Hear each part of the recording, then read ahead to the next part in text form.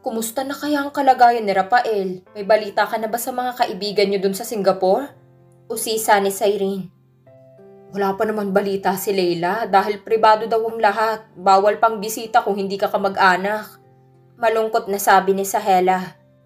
Paano natin masasagot kapag nagtanong na naman si Bella? Baka mag-hysterical na naman siya at baka mapano pa ng tuluyan ng bata sa sinapupunan niya. Nag-aalalang sabi ni Cyrene. Pwede naman nating sabihin na maayos na si Rafael. Ligtas na siya. Yun nga lang, hindi pa ito nagigising. Yun na lang ang pinaka-safe na sasabihin sa kanya pagkagising niya. Dahil wala naman tayong balita pa eh. Suggestion ni Sahela. Paniwalaan kaya tayo? Hindi rin birong nangyari kay Rafael.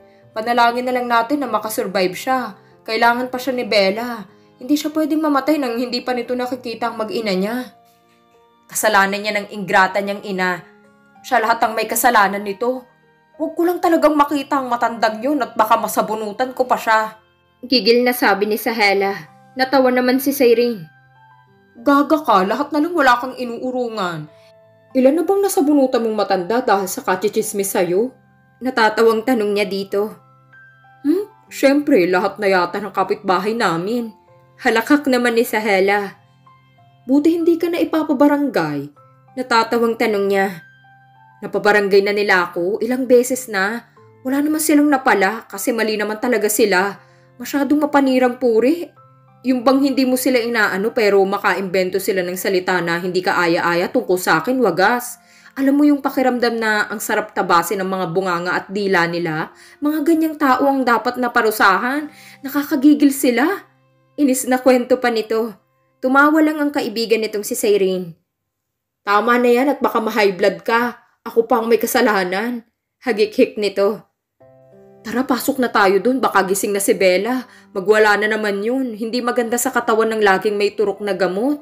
Baka makakasama sa baby niya. Yaya ni Sahela. Pagpasok nila ay tulog pa ito. Lumapit si Cyrene sa tabi nito at hinaplos-haplos ang buhok nito. Walderby, kaya mo yan. Andito lang kami sa tabi mo. Hindi ka namin pababayaan gaya ng hindi mo pagpapabaya sa amin kapag may mga problema kami. Ikaw laging sinasandalan ko, kayo ni Sahela. Hindi ko kayang mawala ka sa akin. Pagaling ka ha. Alagaan mong mabuti yung katawan mo at si baby. Magiging maayos din ang lahat. Magkikita din kayo balang araw ni Rafael. Pero sa ngayon, kailangan niyo munang dalawa na magpagaling, okay? Lambing niyang sabi sa natutulog na dalaga habang hinaplos pa rin ang buhok ng kaibigan. Hoy, bawal magdrama dito. Nakakaiyak yung ganyan. Akala mo naman nasa kay drama ka. Maka-acting wagas. Irap ni Sahela pero nasa boses nitong kalungkutan. Huwag mo akong pakialaman dito. Mag-acting ka din dyan sa tabi ng baliw-baliwan. Dyan ka mas bagay.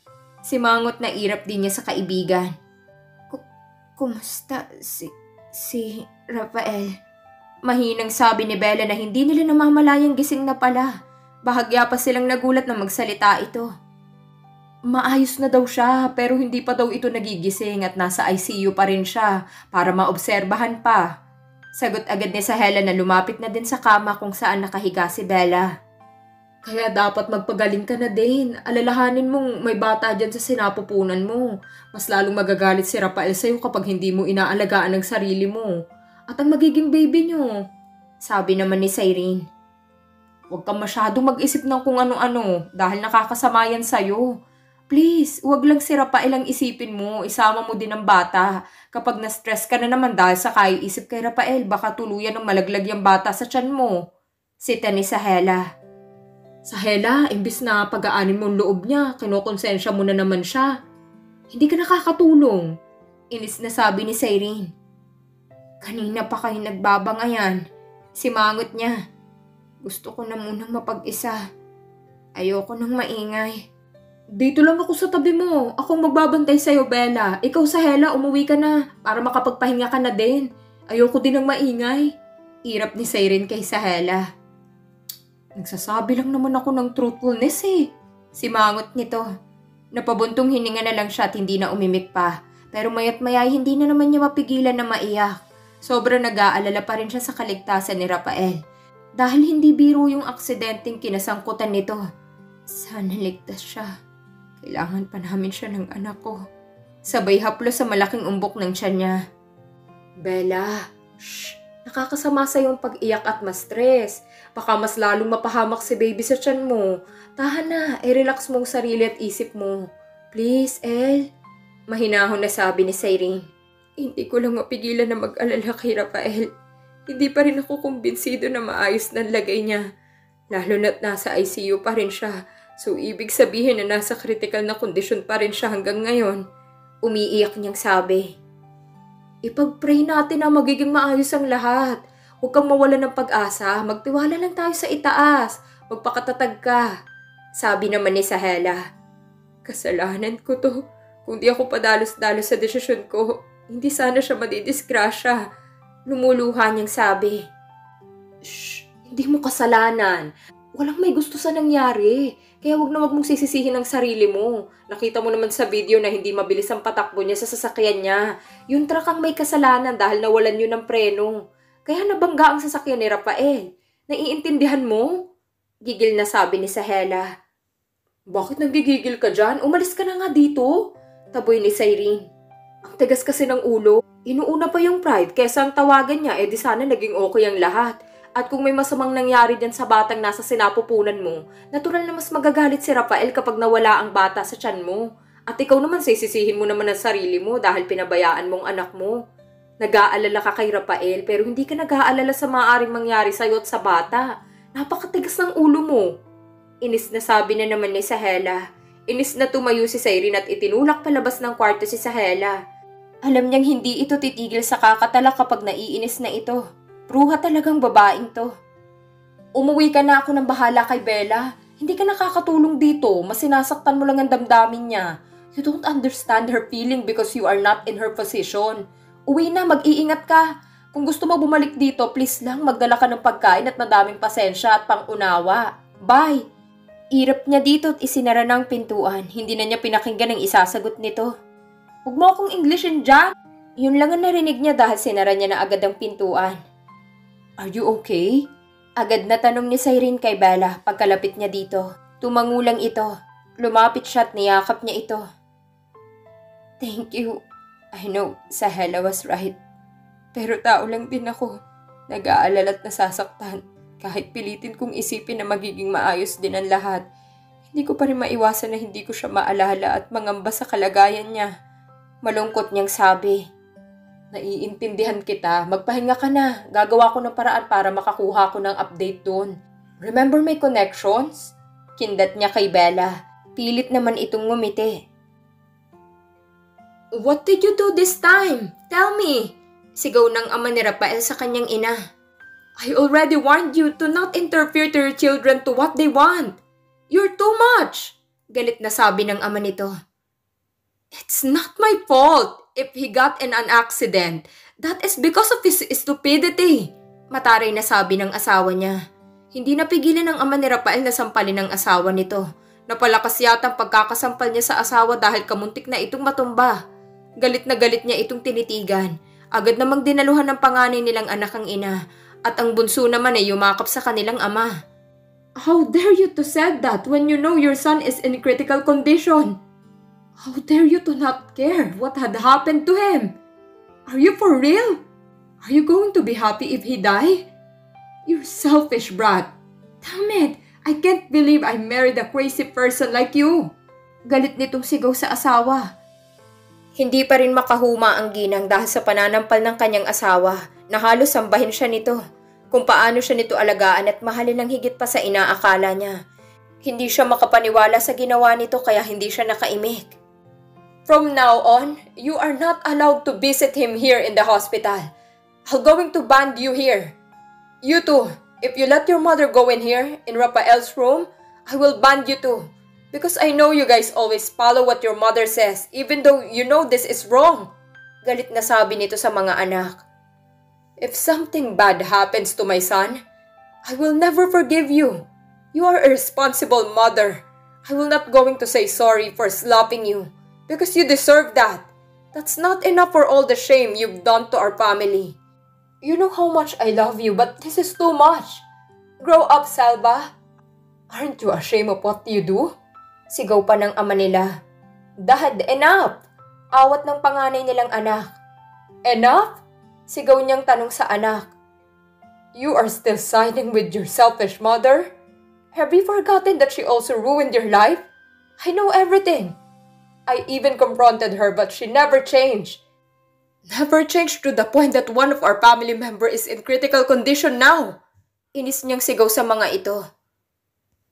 What's happening in here? You are shouting and fighting here.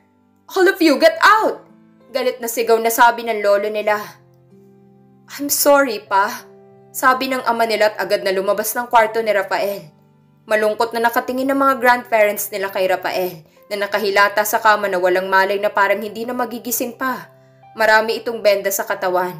May benda sa ulo at may neck brace. Naoperahan sa paa at sa kaliwang balikat nito dahil napuruhan at nabali ang buto nito. Bukas nila isisitis ka ng binata kung may fractured sa ulo nito. Nasa ICU pa rin ito at limited lang ang mga bisitang pwedeng bibisita sa binata. Wala pa rin itong malay at baka daw makomatose ito dahil sa impact ng aksidente dito. At impact na pagkakatama sa ulo nito sa matigas na bagay. Masusing pagsusuri pang ginagawa ng mga doktor para mapabuti at malaman kung may diferensya ito na sanhi ng pagkakaaksidente nito. Nakalabas na si Bella sa hospital. Halos 1 linggo din siya doon. Heto siya, walang ginawa kundi ang magmukmok sa loob ng bahay. Tahimik at minsan napapaluha na lang siya. Hanggang ngayon wala pa silang balita kung mabuti na ba ang kalagayan ni Rafael. Kung nakaligtas ba ito sa kamatayan. Wala naman lang akong alam kahit isa sa social media ng mga kasambahay nila doon. Para sa kanila na sana ako magtanong lalo na kay Nanay Linda at Nanay Maria. Malaki na din ang ipinayat niya simula nang nakalabas siya sa hospital. Nawalan siya ng ganang kumain kahit pinipilit niyang kumain. Nawawalan siya agad ng gana. Nag-aalala na din siya sa ipinagbubuntis niya dahil madalas konti lang ang nakakain niya. Kabuwanan na niya ngayon. Anumang oras manganganak na siya. Kasama niya sa bahay si Cyrene na hindi siya iniiwan. Itong laging nakaalalay sa kanya at tagapigil kay Sahela kapag dinadakdakan siya nito. Napahaplo siya sa tiyan niya nang gumalaw ito. Sorry baby ha. Stress ang nanay mo. Nag-aalala lang kasi ako sa tatay mo kung ano nang nangyari sa kanya. Wala pa kasi akong balita sa kanya hanggang ngayon. Mahal na mahal ka ni nanay, okay? Sana healthy ka paglabas mo. Kausap niya sa tiyan niya. Sabay haplos dito ng marahan. Napapangiti siya kapag nararamdaman niya itong gumagalaw-galaw sa tiyan niya. Bihira lang din kasi niya itong haplusin at kausapin. Malungkot din siguro ang baby sa tiyan niya. Nararamdaman din siguro nitong malungkot siya. Sabay haplos ulit ng marahan sa tiyan niya. Parang gustong-gusto na ng baby sa loob niya ang mga haplos niya dahil panay ang galaw nito. Napaisip siya dahil naramdaman niyang parang ang daming gumagalaw sa tiyan niya.